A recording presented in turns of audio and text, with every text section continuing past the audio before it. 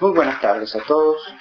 Hoy vamos a dedicar este curso, como ustedes ya habrán visto, al tema de la felicidad.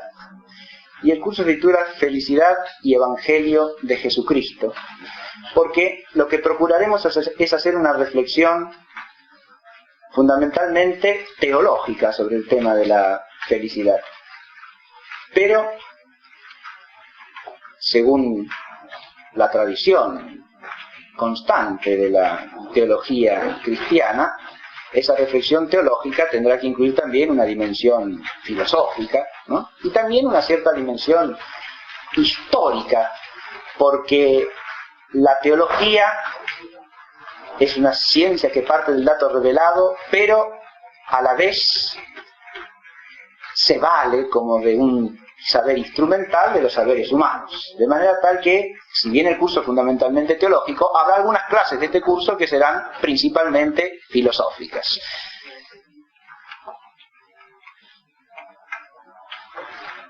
La clase de hoy consta de una breve introducción y después pasaré al tema de la clase, que es el planteo de la problemática de la felicidad. Pero antes de entrar en ese planteo, quiero hacer una brevísima introducción general a todo el curso.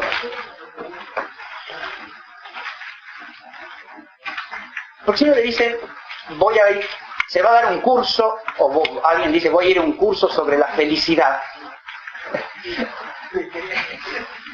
Ya ese solo enunciado puede suscitar reacciones tan diversas, ¿no? Desde el estupor ante un tema del cual en el fondo no se puede hablar nada. ¿Qué va a decir usted de la felicidad? O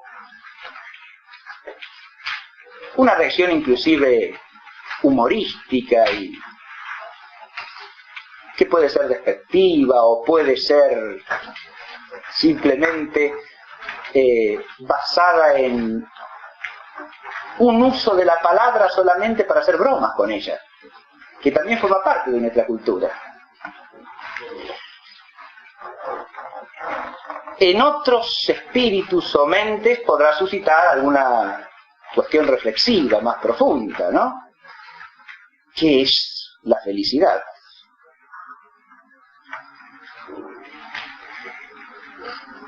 Y en otros hasta podrá suscitar un cierto temor sagrado, diría yo. Es decir, es una cosa tan alta y tan difícil, tan inasible, que hablar de eso es casi profanarlo.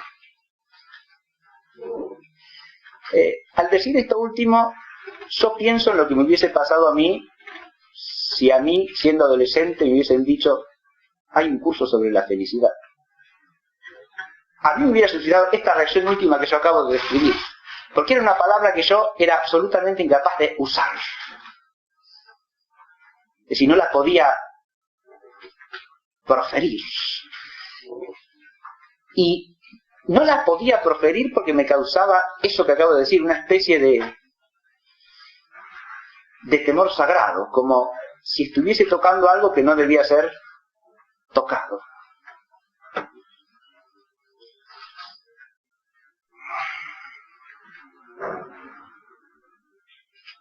Y a lo mejor eso era más sabio que lo que voy a hacer ahora, hablar 13 clases sobre la felicidad, pero ahora puedo hablar de eso. Me he acostumbrado a hablar de eso.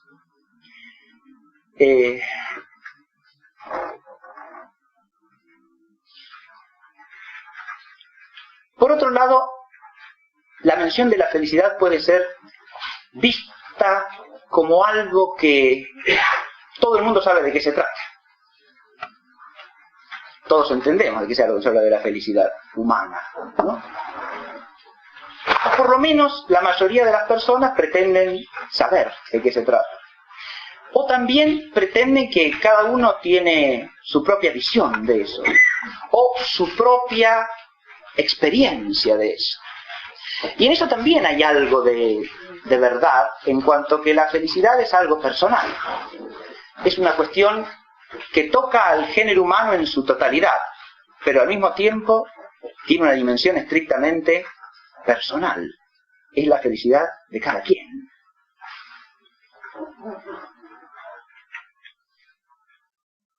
Yo quiero introducir el curso leyendo dos textos, que los tienen ahí indicados en la hojita 1 del esquema de la clase.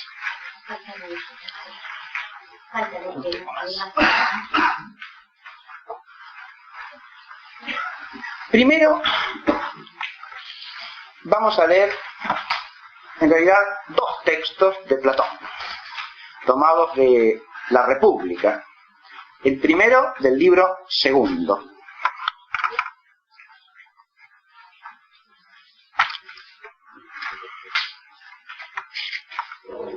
El libro segundo de la República habría que leerlo completo para este tema, pero yo voy a leer un párrafo que es sumamente impresionante. El libro lo que plantea es el problema de si un hombre que pudiese ser injusto sin recibir por ello ninguna clase de castigo ni desprecio por parte de los demás, es decir, sin poner en riesgo su fama, sin poner en riesgo su vida ni su seguridad. Un hombre que podía ser injusto impunemente, igual se esforzaría por ser justo, ¿o no? O le bastaría con aparecer como justo ante los demás. Y como puede cometer la injusticia impunemente, la comete. Porque cree que la injusticia es precisamente lo que lo hace feliz al hombre. Que son los actos injustos los que llenan la vida del hombre. Entonces se inhibe de hacer justicia, de hacer injusticia solamente por razones externas, extrínsecas. Es decir, no comete injusticia porque lo van a despreciar los demás, porque va a tener mala fama en la sociedad, o porque alguien lo va a castigar.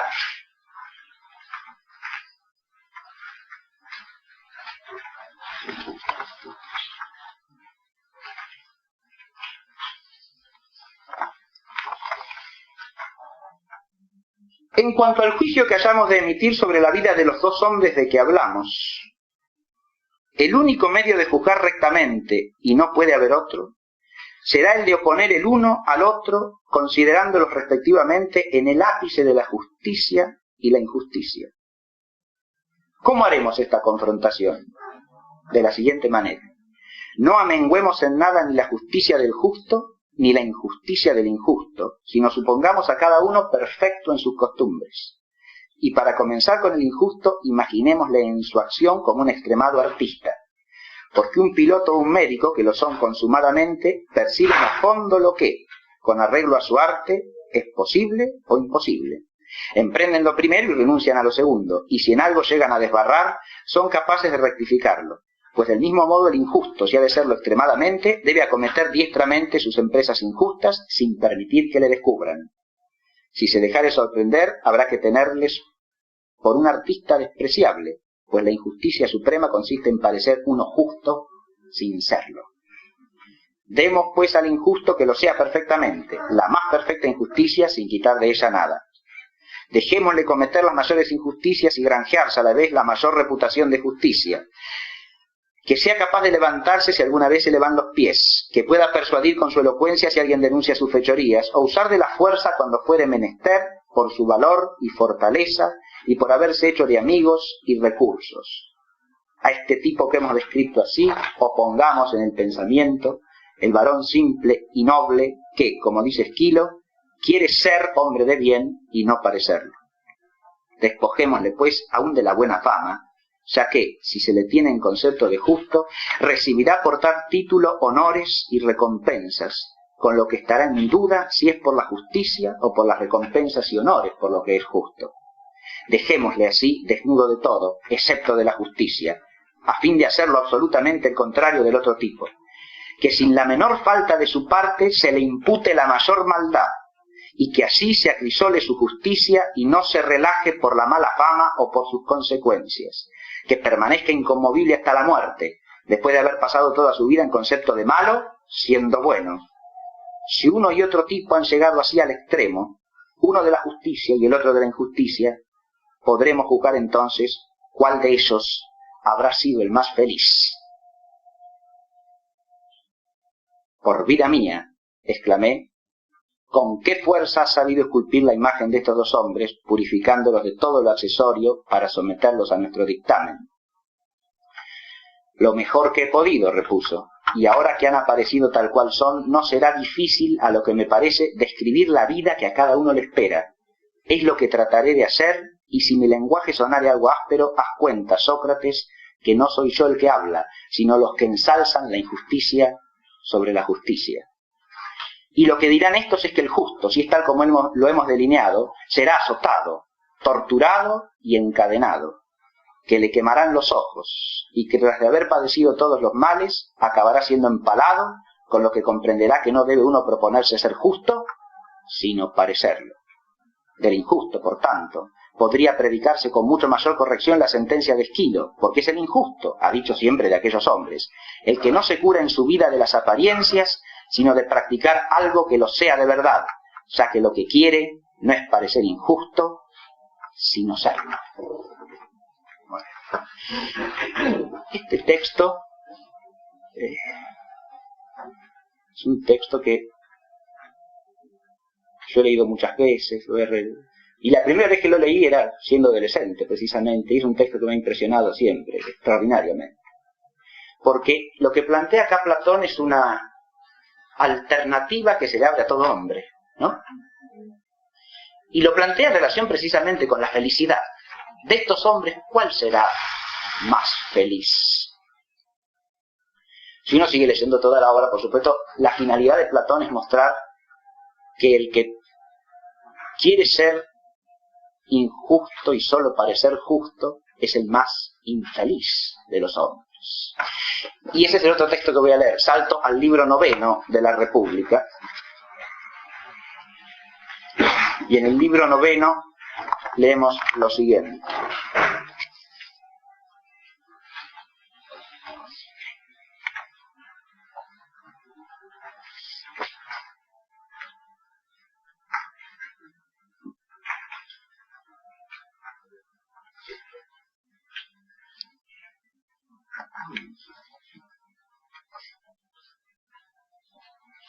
En realidad de verdad, por consiguiente, y a despecho de lo que otros puedan pensar, el tirano efectivo es efectivamente un esclavo sometido a las mayores lisonjas y servilismos, adulador de los hombres más depravados, incapaz de satisfacer aún en parte mínima sus deseos, menesteroso de multitud de cosas y verdaderamente indigente para todo aquel que sepa penetrar en la totalidad de su alma. Desbordante está de miedo en todo el curso de su vida y lleno de sobresaltos y dolores, si es verdad que su estado es imagen del de la ciudad que gobierna. ¿O no es verdad que es su imagen? ¿Y en qué forma? Dijo. Pues a más de estas cosas, todavía hemos de atribuirle a nuestro hombre todo aquello que mencionamos antes, o sea, la necesidad en que está, y más ahora que antes por razón de su mando, de ser crecientemente envidioso, pérfido, injusto, sin amigos, impío, albergador y sustentador de toda maldad, y como resultado de todo esto, lo más desventurado que un hombre pueda ser, y tornando semejantes a él a cuantos se le acerquen. Esta es la pintura que hace en el libro 9 del hombre tiránico. O sea, el hombre tiránico en el discurso del libro 9 es aquel que se comporta consigo mismo como el tirano con la ciudad. Él hace una tipificación de los caracteres humanos según los modos de regir una sociedad políticamente organizada, una polis, ¿no? Y el hombre tiránico es el que es un tirano de sí mismo, es decir, el que abusa de su condición de hombre simplemente para ejercer poder y para obtener lo que su capricho quiere. Y de ese es el del que dice todo esto que acaba de decir, ¿no?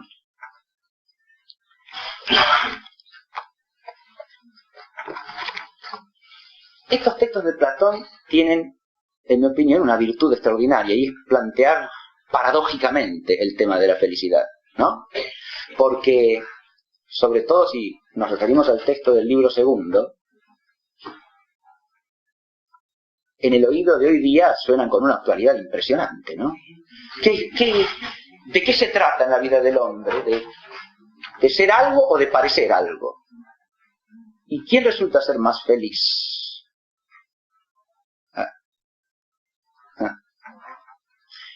Pero además el problema del tirano que plantea acá también tiene una actualidad enorme. Es decir, se refiere aquí Platón a ese hombre que, como dijo así, vive en el miedo, no puede tener amigos, porque no tiene virtudes, por eso no puede tener amigos. Simplemente usa a los otros como si fuesen cosas a su servicio, y por eso se rodea, como dice, de aduladores mezquinos, tan innobles como él, porque son los únicos de los que se puede valer para cumplir sus fines. Y este es el más desventurado, dice el texto de Platón, de los hombres. Pero, claro, es el más desventurado de los hombres, pero eso también puede sonar como una cosa débil y tonta en gran parte de nuestra sociedad actual, ¿no? Lo que hacen estos textos de Platón es, de alguna manera, levantar nuestra mirada hacia el núcleo del problema de la felicidad. Es decir, ¿en qué consiste el bien verdadero para el hombre?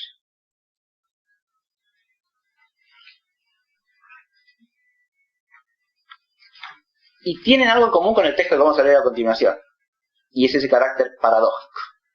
Pero el texto que vamos a leer a continuación no es un texto que venga de la mera reflexión de los hombres o de la sabiduría humana, sino que es un texto del Evangelio de San Mateo que refleja palabras del Verbo Divino hecho carne.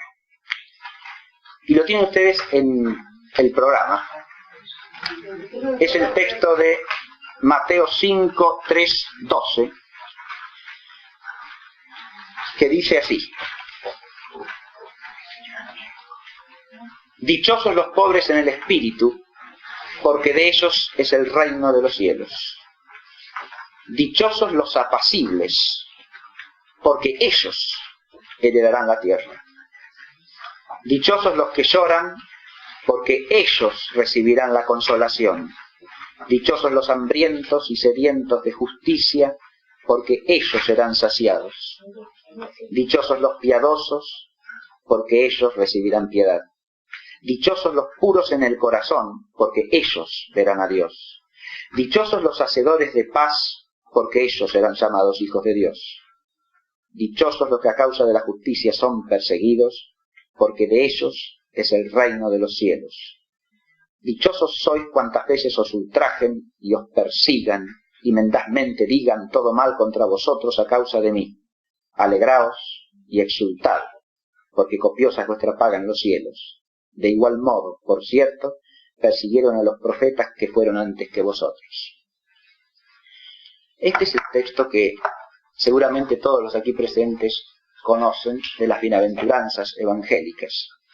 Y a este texto le vamos a dedicar una clase completa más adelante. Hoy no voy a comentar este texto. Simplemente se trata de empezar a oír lo que dice este texto. Y este también es un texto paradójico. Este texto corresponde al género de los macarismos bíblicos, porque es la proclamación de alguien como dichoso. Y acá son proclamados dichosos los que humanamente pueden ser tenidos por desafortunados, infelices.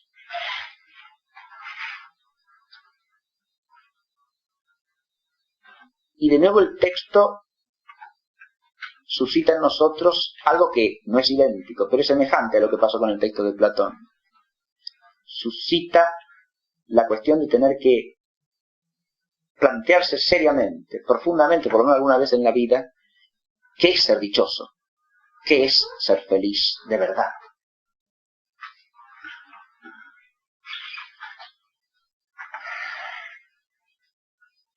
Vamos a empezar entonces ahora sí con nuestra clase. La clase de hoy es nada más que una introducción al resto del curso. Y vamos a hacer simplemente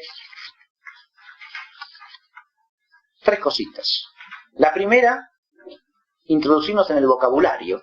Porque lo primero problemático con esta palabra felicidad, ¿qué significa la palabra? En la traducción que yo acabo de leer del Evangelio de Mateo dice dichosos, ¿no? Podría haber dicho bienaventurados. Hay otras traducciones que dicen felices. ¿Y qué es lo que dice el texto? ¿Es lo mismo o no es lo mismo? Podemos decir que alguien es dichoso, que es feliz, que es bienaventurado, que es afortunado. ¿Estamos diciendo lo mismo o estamos diciendo cosas distintas? Para empezar, digamos que hay una familia de palabras que tienen relación entre sí, pero que no dicen lo mismo. Entonces lo primero que tenemos que hacer es una aclaración mínima del vocabulario para poder, en segundo lugar, llegar a ubicar un concepto básico que es el que tendremos que manejar en todo el curso, porque sin un concepto claro, al menos mínimamente claro, estaremos hablando de cosas distintas siempre, ¿no? Y por último voy a plantear la problemática fundamental que desarrollaremos en el resto del curso. Empezamos por el vocabulario. Y esto lo he dividido en 3 partes, porque primero vamos a considerar el vocabulario o el léxico castellano asociado al latín, porque el castellano es una forma de latín. Y después pasaremos al vocabulario hebreo y finalmente al griego, sobre este tema. Porque cada lengua presupone un enfoque del asunto.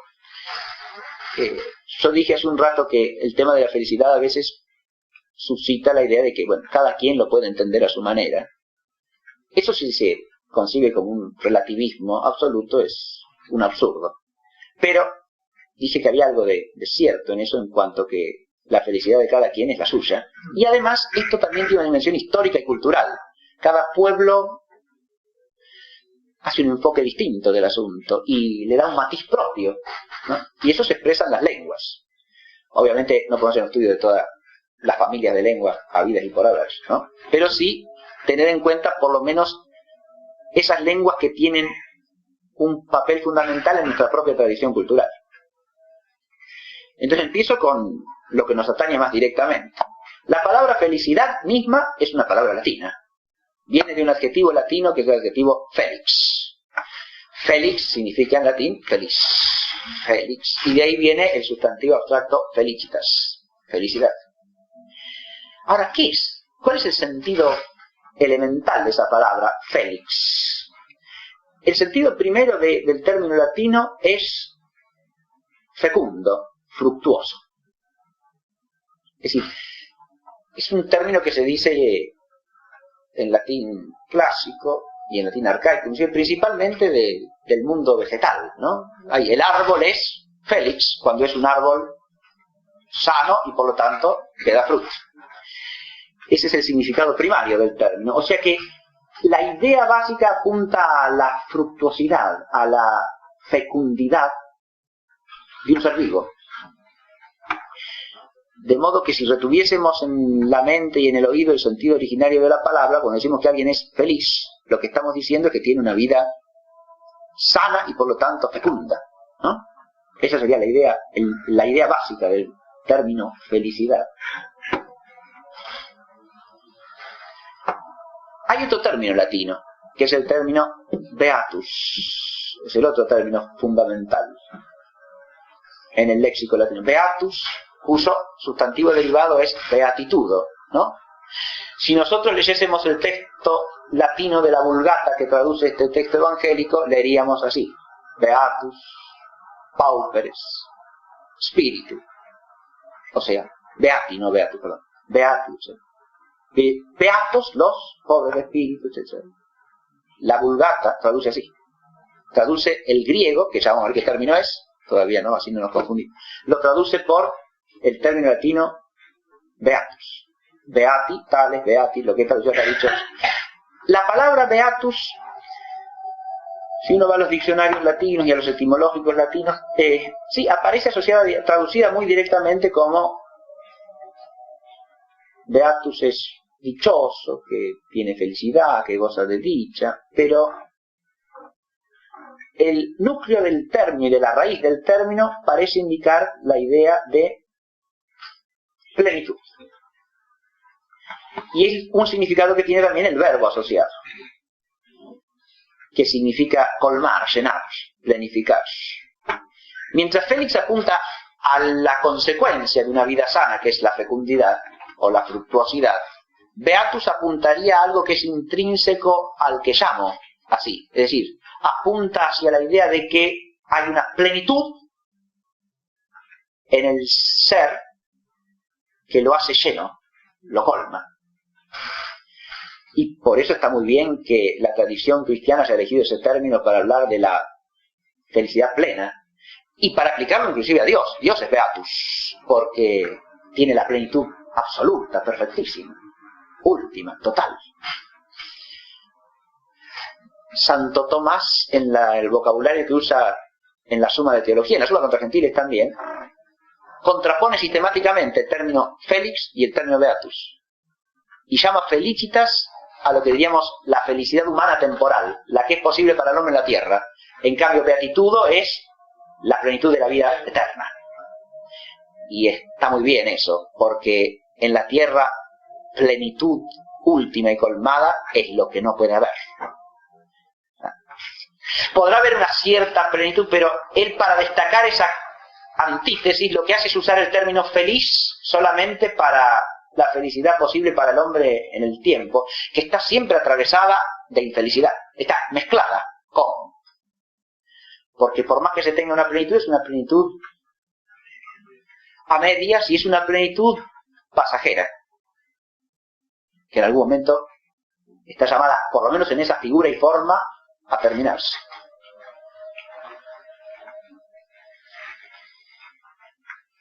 Después hay otra constelación de términos que no voy a analizar, porque ya tenemos que avanzar un poquitito. Sí voy a hacer alusión a algunos de estos términos que están asociados. Estos serían los dos términos fundamentales del latín, que ya nos dejan pensar algo sobre la felicidad, porque la están enfocando desde dos ángulos distintos a su vez, ¿no? Pero las dos tienen que ver con la vida, adviértase. Por un lado, con una vida fecunda, por el otro lado, con una vida plena, interior o intrínsecamente plena.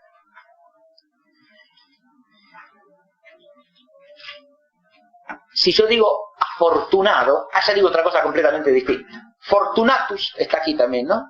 Está asociado al latín fortuna. Pero esto quiere decir que esa persona es ¿qué? Agraciada por la fortuna.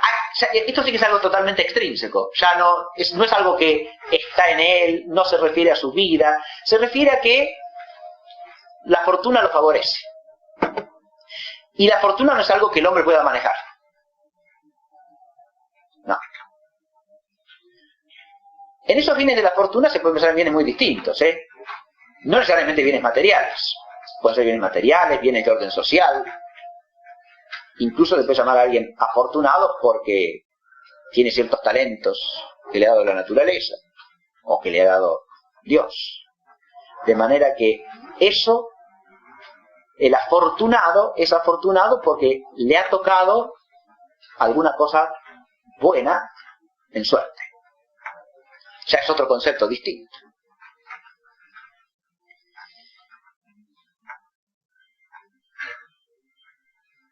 En la mente romana también, fíjese, debajo de afortunado, yo puse dos cosas que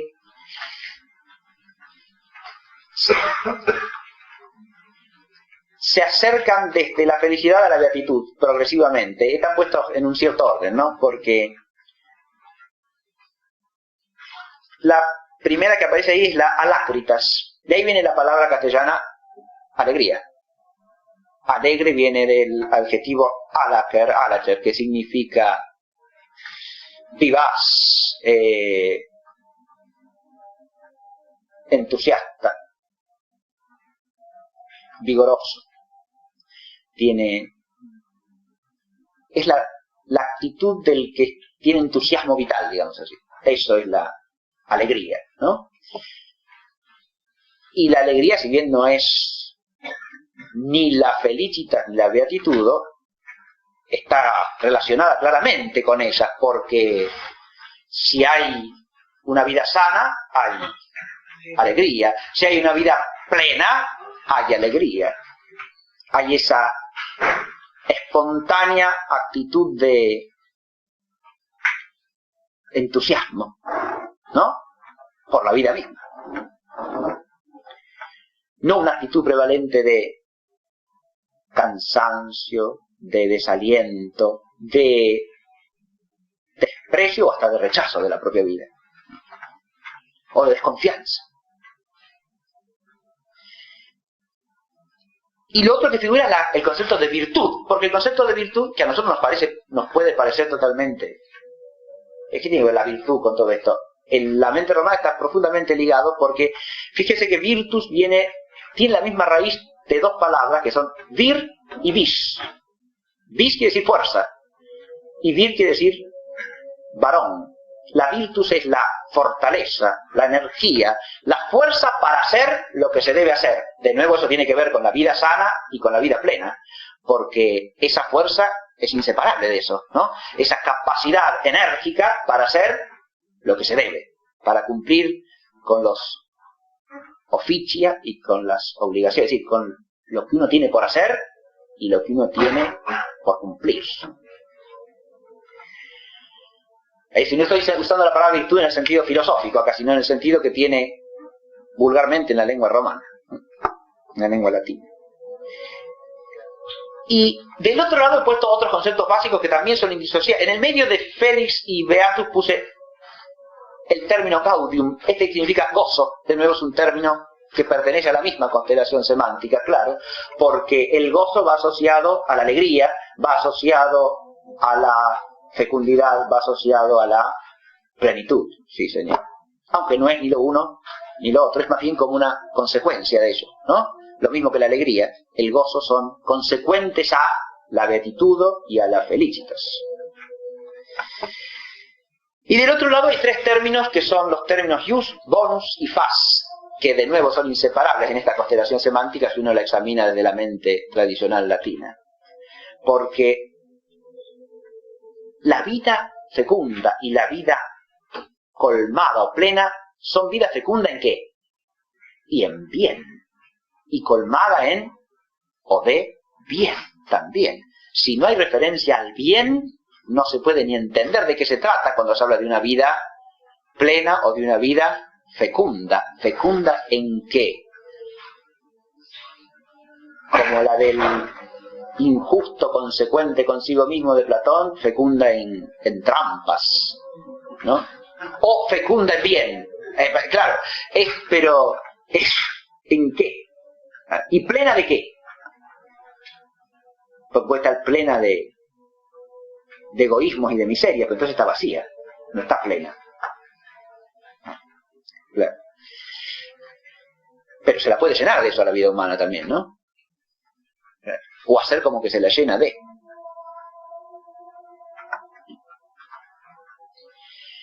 Y la idea de bonus va asociada a la de ius y a la de fas, a la de lo justo y a la de lo divina o sagradamente justo. Y con eso ya nos remontaríamos a un trasfondo y a un marco religioso, tanto del concepto de felicidad como del concepto de beatitud. Pero con eso es suficiente. Hay otras dos palabras que son castellanas más bien, aunque también una de ellas aparece en el latín, las dos aparecen en el latín vulgar y después en el latín de los siglos XII, XIII también se usa de alguna manera, que son la palabra dicha y la palabra bienaventuranza, ¿no? Bienaventurado, empecemos por dicha, es una palabra muy castellana. Dichoso, dicha. Y esta curiosamente viene del término latino que significa decir. Claro. Dicha viene de dicta, las cosas dichas.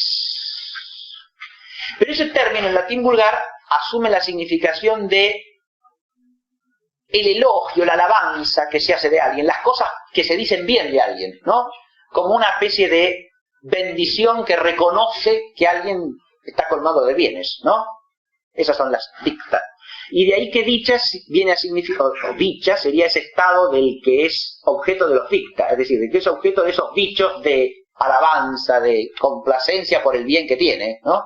De bendición, diría. Entonces, dichoso sería algo así como bendito, etimológicamente. Es decir, tiene o encierra la idea de aquel que es objeto de alabanza porque... Y ahí vendría el problema.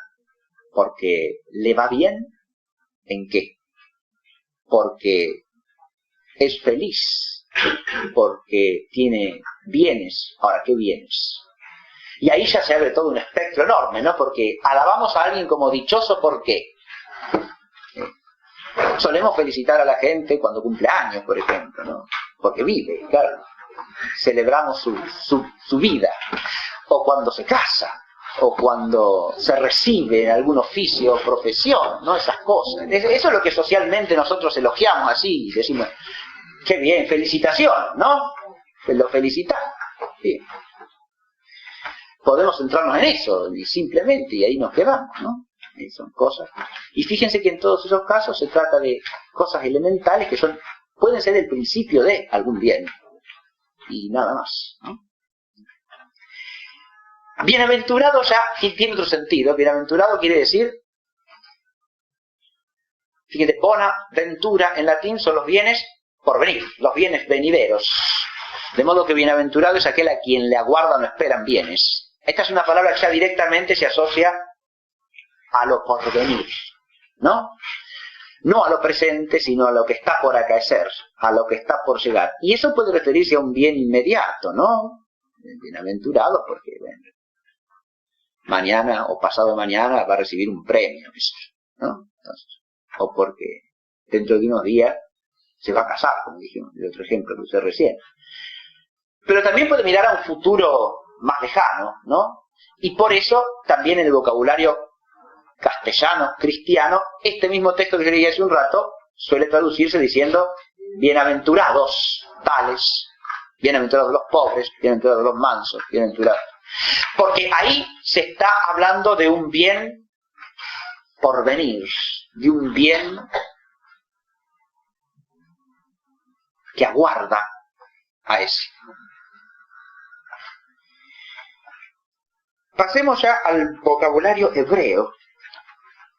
Hay una palabra básica que nos interesa, que es la que significa directamente feliz, dichoso en hebreo, la que se puede traducir así, la que figura en todos esos textos del Antiguo Testamento que empiezan con dichoso el qué, ¿no? Dichoso el hombre que teme al Señor, por ejemplo, como empieza el Salmo primero, ¿no? Dichoso, bienaventurado, como se quiera traducir. Ahora, la palabra hebrea no dice ni dichoso ni bienaventurado, porque esta palabrita tiene la misma raíz que el verbo hebreo que significa caminar. Y lo que significa, el enfoque de la palabra es que camina bien y hacia donde debe. Es decir, que está bien encaminado. Eso es lo que significa el término. Por eso jamás en la Biblia se dice de Dios ese término en el Antiguo Testamento. No tiene sentido. Puede estar encaminado hacia algo Dios. No camina. El que camina es el hombre. Ese término no es como beatus del latín que se puede analogar al hombre y a Dios. Se dice exclusivamente del hombre porque el caminar hacia la meta es propio del hombre. De modo que el que es peregrino es el hombre. Y ese término significa que camina, que está bien encaminado, bien andante, ¿no?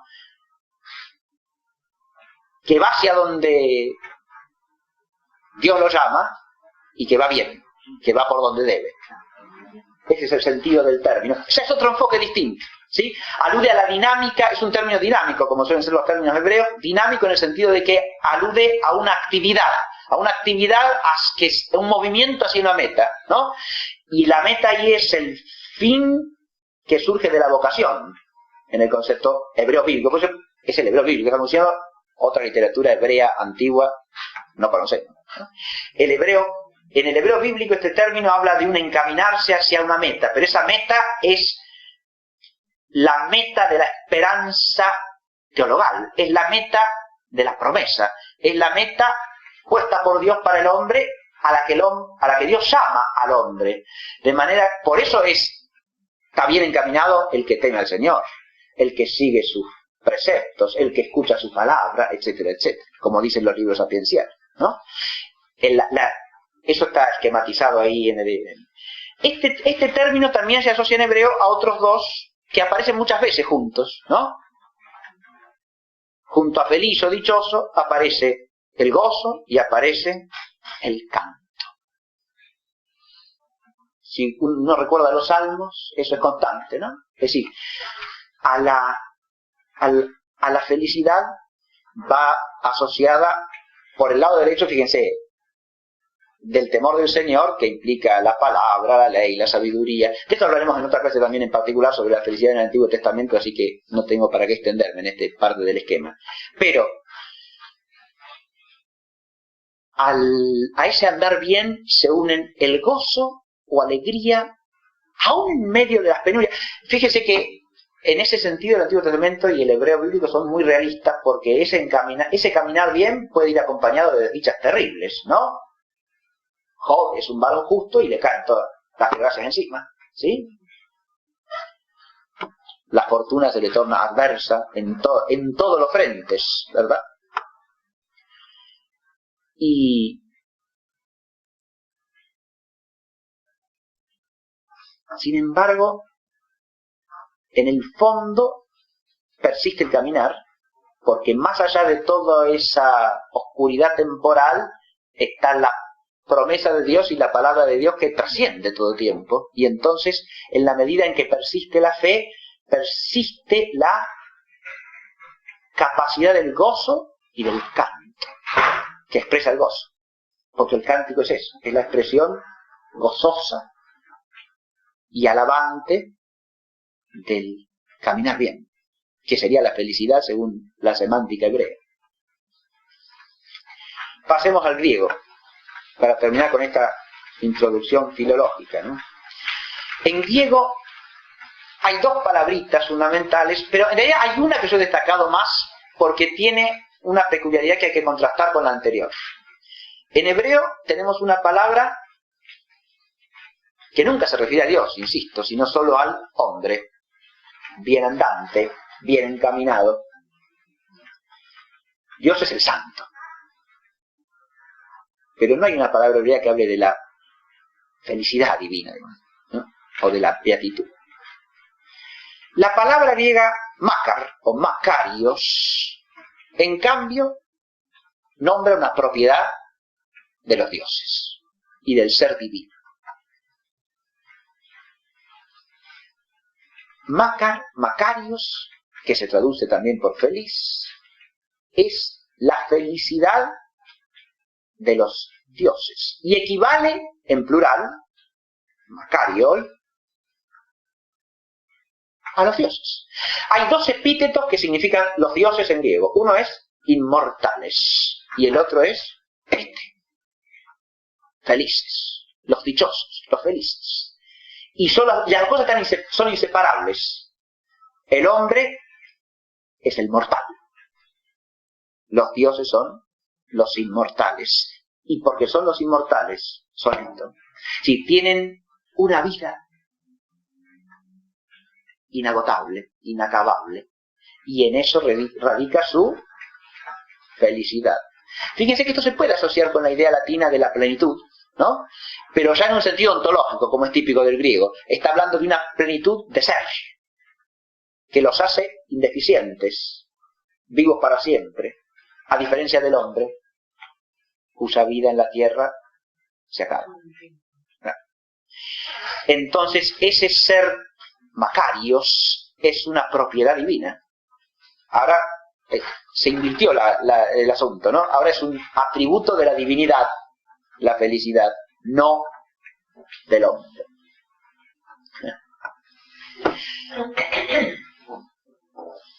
Curiosamente, esta es la palabra griega que usa el griego bíblico para traducir el bien encaminado del hebreo. Y por eso el texto del Evangelio de Mateo que tenemos en griego usa la palabra lo que traducimos nosotros acá por dichoso, o se traduce por bienaventurados, o se traduce por felices, es esta palabrita, makarioi. Makarioi hoiptohoi topneumati. Es decir, dichosos los pobres en el espíritu, ¿no? O los de por el espíritu, o en el espíritu pobres, ¿no? Eso. Dichosos traducimos, pero ¿qué está diciendo? Está hablando de una dicha, y por eso la traducción Beatus del latín está bien en gran medida, y la bienaventurado del castellano también está muy bien, porque está hablando de una felicidad, de una dicha que no es propiamente humana. Claro, ¿no? Es la palabra que usan los griegos clásicos para referirse a esa dicha que es de la divinidad solamente, ¿no? Y estos son proclamados felices en un sentido de la felicidad que es propio del ser divino. Con una felicidad que les viene de Dios y que solamente pueden tener por participación de la divinidad. Y por eso está muy bien elegido el término en griego. ¿Se entiende? No tiene el mismo sentido equivalente al término hebreo de los macarismos del Antiguo Testamento. Porque en griego no hay una palabra que signifique eso. Pero está elegida porque es la palabra que en griego puede expresar un sentido humano-divino, ¿no? De la dicha o de la felicidad, y no meramente humano. En cambio, sí se refieren al hombre los otros términos griegos que puse ahí. Primero, eudaimon y eudaimonía, claro, que es la palabra que usan todos los filósofos para decir feliz del hombre. Cuando se habla de la felicidad del hombre, se habla primariamente de la eudaimonía. Es el término que usa Platón, es el término que usa Aristóteles. La eudaimonía, que claro, literalmente significa que tiene un buen daimon. Un buen daimon. ¿Qué es eso del buen daimon? Claro. Dígalo, María. No, por favor.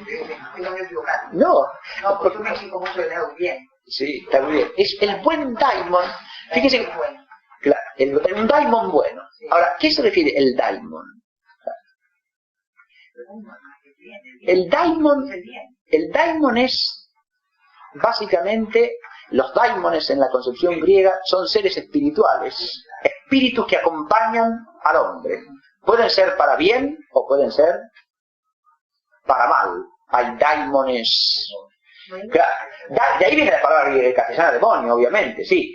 Pero en griego no tiene la connotación que el castellano demonio, porque el daimon griego puede ser un daimon totalmente benevolente, como un ángel, no como un demonio. Es decir, el daimon griego es un espíritu superior al hombre que puede acompañarlo, como los genios latinos, ¿no? Es un espíritu que ayuda al hombre o lo impulsa al contrario a acciones negativas, terribles. Depende del tipo de daimon que sea. La eudaimonía significa tener un buen daimon. Claro, de nuevo la visión griega empieza siendo no meramente humana, ¿se da cuenta? Porque está hablando de que tiene un espíritu favorable que lo acompaña, un buen espíritu que lo acompaña y que lo guía y que lo impulsa. Y entonces tiene eudaimonía, ¿no? Sócrates, en los diálogos de Platón, habla siempre de su daimon. Un daimon que le inspiraba cosas buenas. Lo impulsaba a persistir en la filosofía, según el Fedón, ¿no? Yo tenía un sueño recurrente que mi daimon él lo compara con la hinchada del estadio, ¿no? Y así como a los atletas van los jóvenes y los impulsan, les dicen sigue corriendo. Mi daimon se me decía, Sócrates, persevera y haz música, ¿no? Y yo lo entendía de Sócrates de la más alta música que es la filosofía, ¿no? Entonces, que el daimon le decía que persistiese en hacer filosofía, en buscar la verdad. Claro. Entonces, es un daimon bueno, exactamente. De ahí viene el concepto de eudaimonía. Entonces, la eudaimonía significaría la felicidad, pero en cuanto que el hombre está bien guiado en el orden del espíritu, ¿no? Está guiado bien y por lo tanto hacia el bien, ¿no? Por eso cuando uno traduce eso felicidad, está bien, sí, claro, de eso estamos hablando, pero cada palabra pone un matiz distinto, ¿se ve? Hay otros dos términos griegos, uno es olbios, que está asociado al sustantivo olvos, y otro es eutiges. Olbios significa básicamente rico, que goza de bienes abundantes. Eso primariamente puede entenderse de bienes materiales, pero también se puede analogar a la esfera no material.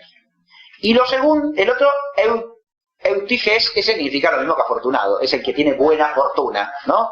Es el afortunado del latín. Ahí sí hay una equivalencia semántica clara, porque eutiges significa que tiene buena fortuna, ¿no? Que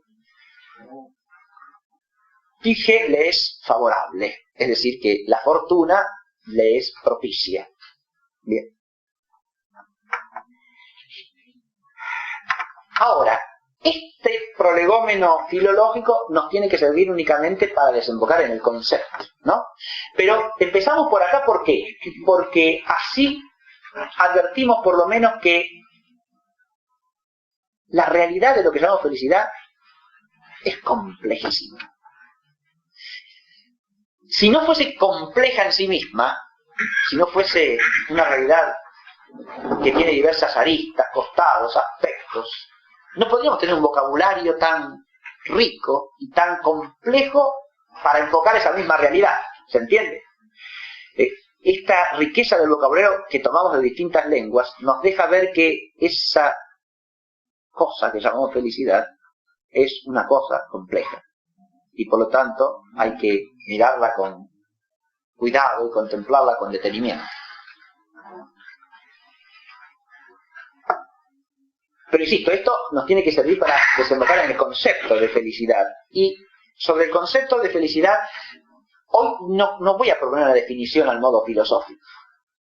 Eso lo haremos más adelante cuando tratemos precisamente del enfoque filosófico sobre la felicidad. La idea de hoy es simplemente tomar ciertos rasgos que por analogía se puedan aplicar a todas estas ideas que hemos venido manejando hasta aquí, ¿no? E incluso a las ideas vulgares o corrientes de nuestro ambiente cultural y nuestra sociedad, y entre los hombres cuando dicen feliz, felicidad.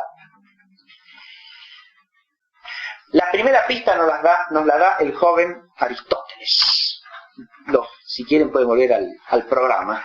Ahí hay un breve texto de Aristóteles tomado de la Ética Nicomaquea que dice: pues todas las cosas, por así decirlo, las elegimos por causa de otras, excepto la felicidad, que es ella misma el fin. Hable uno de la felicidad en el sentido en que hable, la conciba con el matiz preciso con que la conciba. Lo que quiere decir acá Aristóteles es que si hablo de felicidad, hablo de algo que tiene cierta razón de bien final, de bien último. Hay muchas cosas que se pueden querer en pos de ella, pero ella se quiere como bien final. Eso es lo que está diciendo. Entonces, acá el primer rasgo que habría que tener en cuenta es este. Cualquier otro bien es un medio en relación con esto que llamamos felicidad. La felicidad es el bien final, el bien último.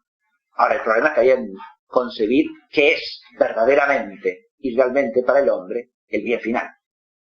¿Cuál es ese bien último? O sea, el que hace al hombre feliz.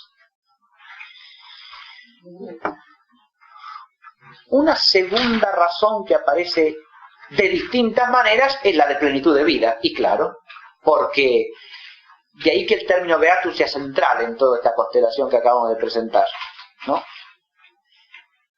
Y es central no solo porque es el único analogable tanto al hombre como a Dios, ¿no? Sino porque además dice algo que es de la razón de la felicidad, se la piense de donde se la piense.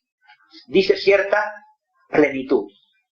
Cuando hablo de felicidad, hablo de cierta plenitud, de cierto bien pleno. No solamente de un bien último, sino de un bien que plenifica, que da plenitud, que comunica al hombre la plenitud que el hombre de suyo no tiene, y por eso tiene que buscar. Porque pleno es lo que el hombre de suyo y de por sí no es. Y entonces, el hombre en general y cada uno de nosotros singularmente. Por eso tenemos que buscar eso. No podemos sino buscarlo. Cierta razón de plenitud de bien y de plenitud de vida. No se puede pensar felicidad sin vida, obviamente. Y En el fondo se trata de la vida de un ser personal, de un ser espiritual. Y esa vida es feliz en cuanto que es plena. Claro. Y de nuevo viene el problema. ¿Qué es lo que planifica la vida del hombre? ¿Qué es lo que hace al hombre pleno? Tercero, hay una razón de realización del sentido de la existencia. Eso es lo que late en el término Félix según su etimología, ¿no? También lo que dice el hebreo, bien encaminado, también, porque acá de lo que se trata es de la realización de aquello a lo que el hombre está llamado. Y eso aparece por un lado o por el otro, porque si llamo felicidad a la fecundidad y a la fructuosidad de la vida, es porque entiendo que el hombre existe para eso, para ser fecundo, para dar fruto, ¿no? Si hablo de un encaminarse hacia una meta, es porque entiendo que el sentido de la existencia humana no es otro que dirigirse dinámicamente hacia una meta que lo aguarda y que es la que lo planifica. La plenitud y el fin último ahora aparecen asociados ¿a qué? Al cumplimiento del sentido de la existencia. Y esto sí que es fácil de entender, digamos, para cualquiera, ¿no? Porque yo le digo a cualquiera en la calle que la felicidad es, o lo que lo hace feliz es aquello que le da sentido a su existencia, y me va a decir que sí, y claro, sí. Porque uno busca como bien que lo hace feliz aquello que le da sentido, significado último y final a su existencia. Con eso ya tendríamos por lo menos ubicado el sentido del término que tenemos que tener en cuenta de aquí en adelante. Y a partir de aquí surgiría el planteo de la problemática. Lo último que puse con respecto al concepto es que, tomando estos rasgos fundamentales, es claro que el concepto de felicidad es analógico. Primero, porque se puede decir analógicamente de sujetos distintos. Y segundo, porque puede hacer referencia a plenitudes de distinto orden, a bienes más o menos últimos y finales, porque algo puede ser final para la vida temporal, pero no final en la perspectiva de la eternidad. Y también analógico desde el punto de vista de la realización del sentido de la existencia, porque el sentido de la existencia puede ser sentido parcial o particular o bajo algún respecto, por ejemplo profesionalmente, o puede ser el sentido de la existencia tomado absolutamente, en su totalidad y en su ultimidad absoluta, ¿no? Pero lo último que teníamos que hacer es presentar las problemáticas. Y ya vamos a cumplir la hora de clase, así que lo único que voy a decir es esto. Esto lo voy a desarrollar ya a partir de la clase próxima. Así que les pido que vuelvan a traer este mismo esquemita para la clase próxima, porque voy a empezar la clase próxima con este último punto. Ahora lo voy a presentar, porque el tema acá es lo que dice el subtítulo del curso: Don de Dios y búsqueda humana. La felicidad es algo que los hombres buscamos, ¿sí? Como dice el texto de Aristóteles, implícitamente no podemos no buscarla, porque es aquello que tiene razón de fin último, ¿verdad? Que cualquier cosa que busquemos la buscamos en pos de la felicidad, la buscamos necesariamente, pero al mismo tiempo es algo que siempre nos trasciende, que nos rebasa, no es algo que podemos lograr, no es un logro. Podemos lograr cosas determinadas, no podemos poner metas que están a nuestro alcance lograr, ¿está claro? Yo me propuse terminar la clase de hoy en 1 hora y no la logré, pero se podría lograr, es decir, alguien podría lograr, eso es un logro posible, ¿se da cuenta? Sí, cómo no. No, porque tal como usted lo plantea, parece que la felicidad es un bien en sí mismo. Ah, no, a ver, ¿cómo es eso? No, estamos diciendo siempre que la felicidad hace al bien, claro, por eso, del sujeto humano, ¿no? A ver, la felicidad se da en alguien siempre, es la felicidad del hombre, o como en el texto, en la semántica griega de Macarios, es la felicidad de los dioses, o es la beatitud del Dios verdadero, ¿no? La felicidad es siempre de alguien, no es algo que existe en sí, obviamente. Pero la búsqueda de la felicidad es la búsqueda de algo que es la plenitud hacia la que tendemos necesariamente. Esto es decir, pero al mismo tiempo no es algo que pueda ser fruto de nuestra propia acción sin más, y es lo que dice, y con esto terminamos, el texto de Píndaro, que puse junto al de Aristóteles, porque lo complementa, me parece, bellamente. De parte de la divinidad pretendo yo lo bello, haciendo lo que es posible de acuerdo a mi edad. Acá está muy bien, esto es hermoso, ¿no? Esto es hermoso porque acá Píndaro, poeta excelso si los hay, ¿no? La felicidad la está nombrando con esa, muy a la griega, al hablar de lo bello, ¿no? Lo bello para el griego es el bien en su resplandor, en su magnificencia, en su brillo, ¿no? El bien en cuanto que admira al espíritu y lo atrae y lo enamora. Entonces, eso, la felicidad tiene que ver con eso, ¿no? Con ese bien supremo que nos saca de nosotros mismos y nos hace reposar en ese bien que alcanzamos. Y por eso no es algo que podamos lograr por nosotros mismos. Entonces dice muy bien Píndaro, de parte de la divinidad pretendo yo lo bello, haciendo lo que es posible de acuerdo a mi edad. Y ahí está lo que pone el hombre, ¿no? Ese esfuerzo. Y en eso la mente griega no es perezosa para nada, al contrario, es de esfuerzo tenaz, férreo, ¿no? Hay que esforzarse al máximo posible, hay que dar todo lo que uno pueda dar de sí, pero no pretendiendo que resulte mecánicamente como un fruto de ese esfuerzo el bien bello por excelencia, porque eso solamente lo puede dar la divinidad. Con eso te dejamos la clase de hoy y la próxima seguimos. Hasta el